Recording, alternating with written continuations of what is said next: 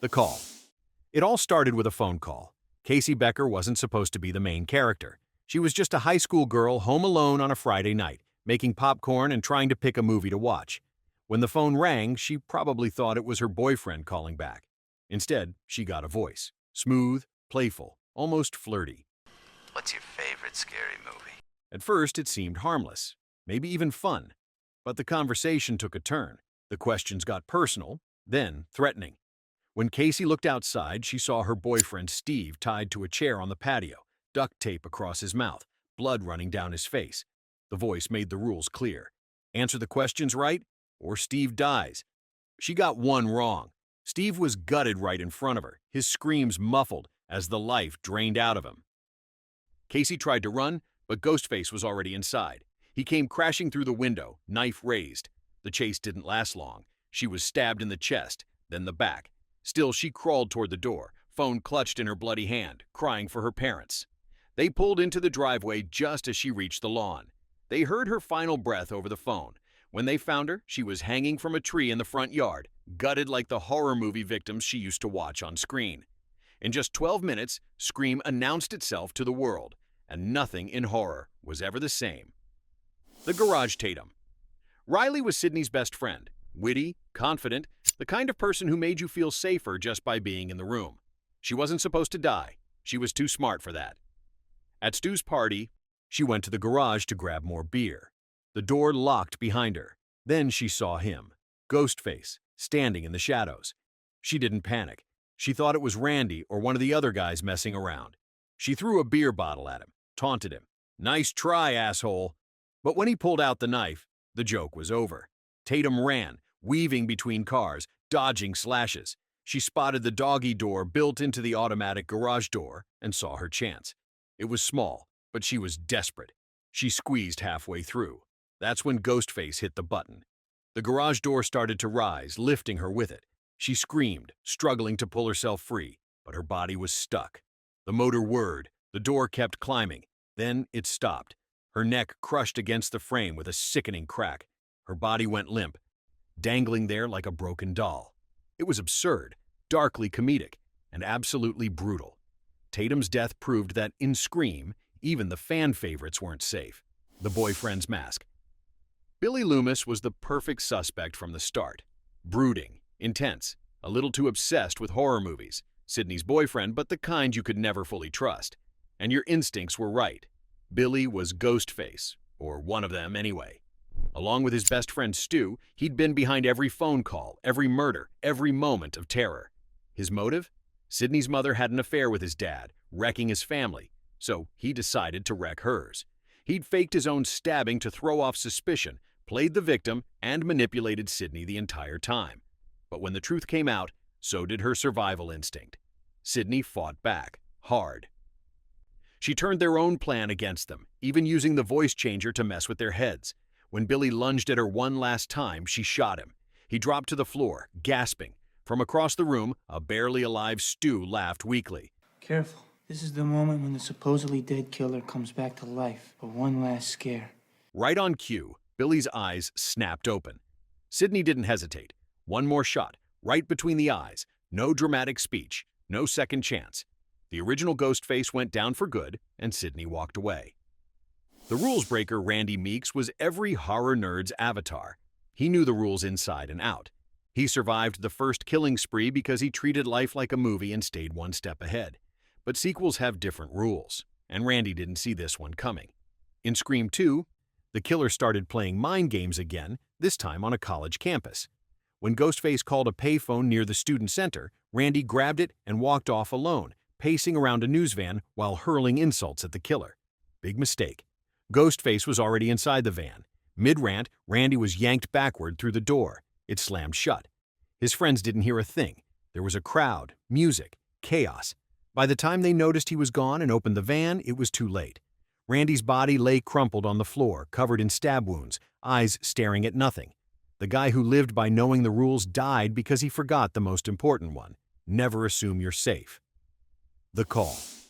It always starts with a phone call. Cece Cooper was alone in her sorority house, stuck on phone duty while everyone else was at a party. When the phone rang, she answered without thinking twice. The voice on the other end was playful at first, then weird, then threatening. By the time she realized it wasn't a prank, Ghostface was already inside. She ran upstairs, locking doors behind her, but he was faster. He caught her in the hallway, slashing her across the arm and back. She screamed, stumbled, kept moving, but there was nowhere left to go. Ghostface grabbed her by the throat and hurled her off the second-floor balcony. Her body hit the stone pathway below with a sickening thud. No last words, no dramatic final stand, just silence. Another victim, another unanswered call. Title: The Choice Cotton Weary had finally made it. After being wrongfully accused of murder in the first film, he'd rebuilt his life and become a talk show host. He had fame, money, and a girlfriend named Christine. Then Ghostface called. The voice was calm, almost polite. It wanted one thing: Sidney Prescott's phone number. Cotton refused. He wasn't a hero, but he wasn't going to sell out Sidney either.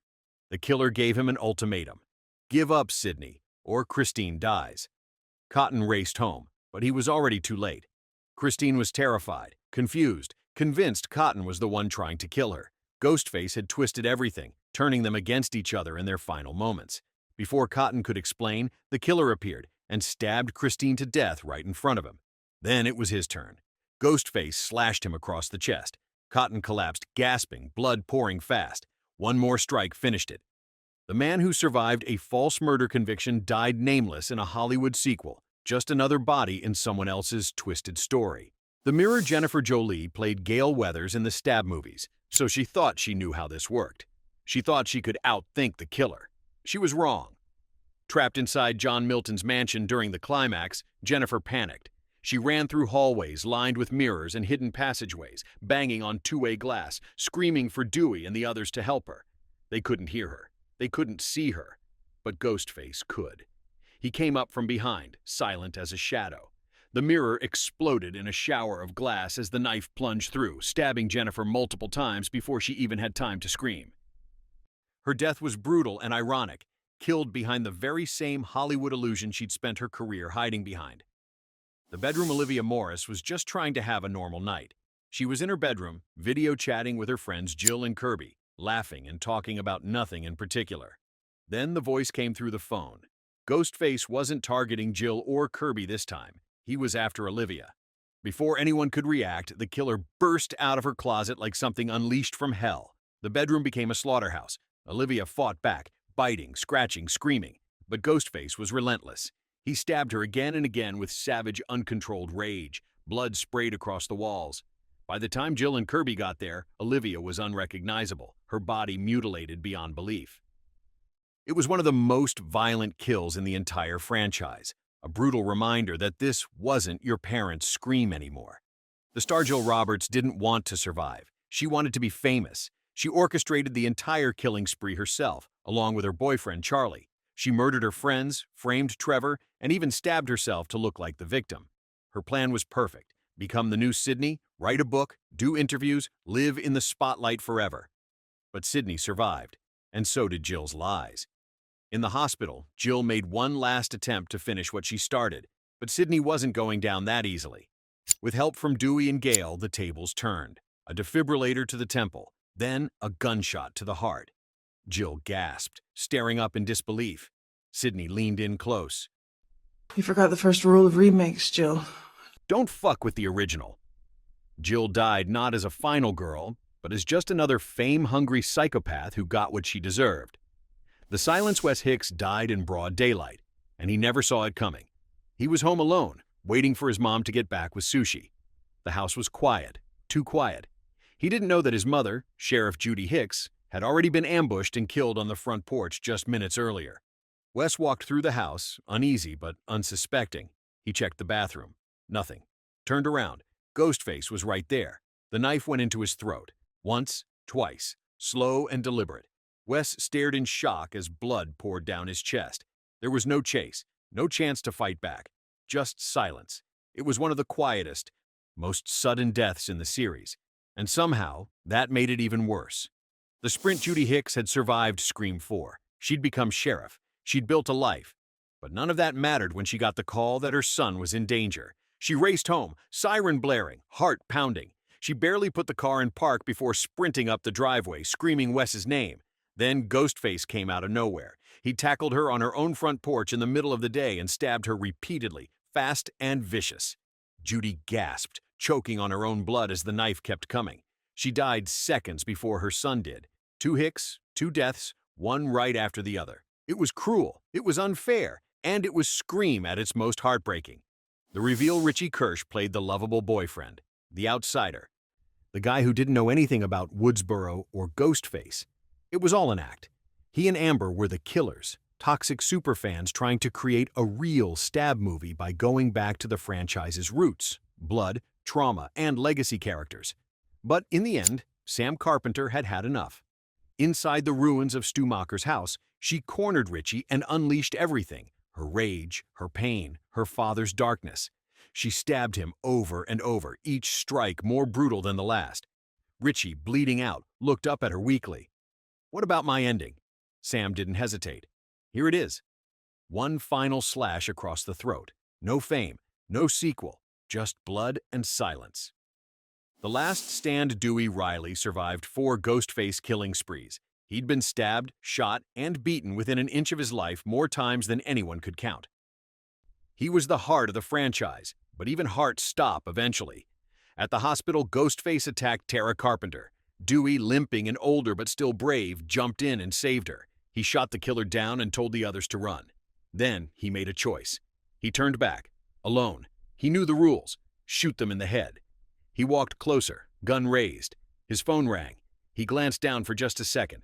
Ghostface lunged. The knife sank into Dewey's stomach, then his back. He gasped, eyes wide. Ghostface leaned in close and whispered, It's an honor. The final stab came swift. Dewey collapsed. The man who'd outlived everyone, Randy, Tatum, even Gale for a time, finally fell. And the franchise lost its soul. The Father Wayne Bailey seemed like the good guy, a detective, a father, someone trying to stop the killings. But he wasn't investigating the murders. He was behind them. Bailey was Richie Kirsch's father, and he couldn't let his son's death go unavenged. So he recruited his surviving children, built a shrine to Ghostface inside an abandoned theater, and orchestrated a bloodbath across New York City. When the truth came out, Sam Carpenter didn't give him a chance to monologue. She put on the Ghostface mask herself and stabbed him, again and again. She didn't stop until he was lying in a pool of his own blood, staring up at the shrine he'd built. No redemption arc, no sympathy, just a father who died trying to rewrite someone else's story, and failed.